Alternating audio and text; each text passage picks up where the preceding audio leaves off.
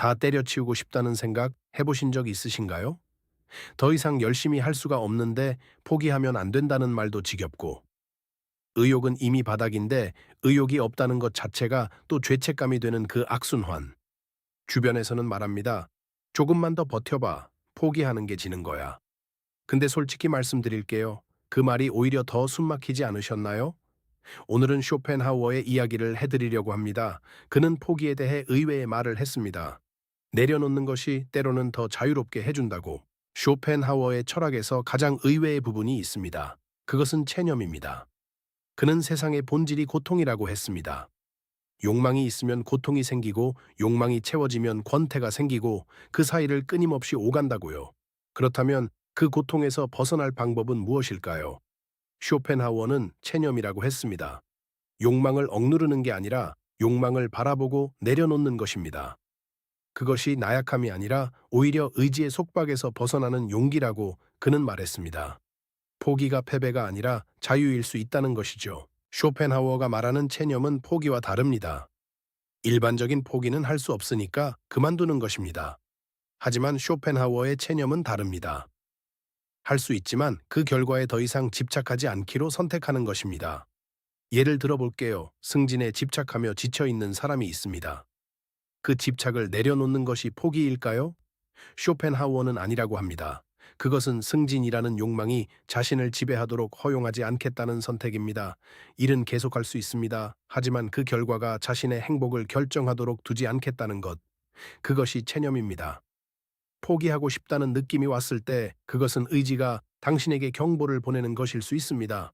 지금 너무 많은 것에 집착하고 있다는 신호. 그렇다면 무엇을 내려놓아야 할까요?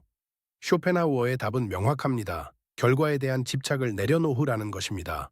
모든 것을 포기하라는 게 아닙니다. 일 자체는 포기하지 않아도 됩니다.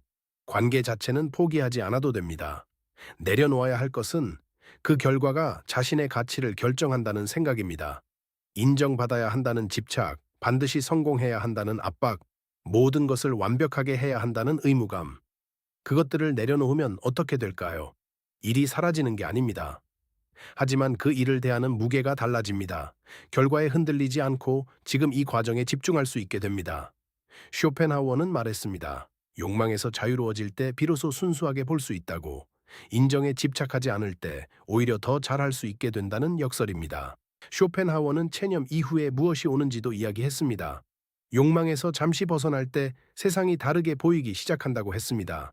그것이 그가 말하는 예술의 경험, 자연의 경험입니다. 아무것도 원하지 않고 그냥 바라볼 때 비로소 온전히 보이는 것들이 있습니다. 번아웃이 왔을 때 그것이 어쩌면 잠시 욕망에서 벗어날 수 있는 기회일 수 있습니다. 열심히 하지 않아도 되는 잠깐의 시간. 결과를 생각하지 않고 그냥 앉아 있어도 되는 시간. 다 내려놓고 싶을 때 모든 것을 포기하는 게 아닙니다. 잠깐 집착을 내려놓고 숨을 쉬는 것입니다. 그 숨이 다시 가게 합니다. 완전히 포기하는 것과 잠시 내려놓는 것은 다릅니다. 쇼펜하우어가 말한 체념은 포기가 아니라 잠시 걸음을 멈추고 자신의 의지를 바라보는 것입니다. 오늘 다 포기하고 싶었던 분들께 드리고 싶은 말이 있습니다. 포기하고 싶다는 느낌은 당신이 약해서가 아닙니다. 너무 오래 너무 많은 것을 혼자 짊어져 왔기 때문입니다. 쇼펜하우어의 말처럼 가끔은 내려놓는 것이 더 자유로워지는 방법입니다. 결과에 대한 집착을 내려놓는 것, 모든 것을 혼자 해야 한다는 압박을 내려놓는 것, 그 내려놓음이 포기가 아닙니다.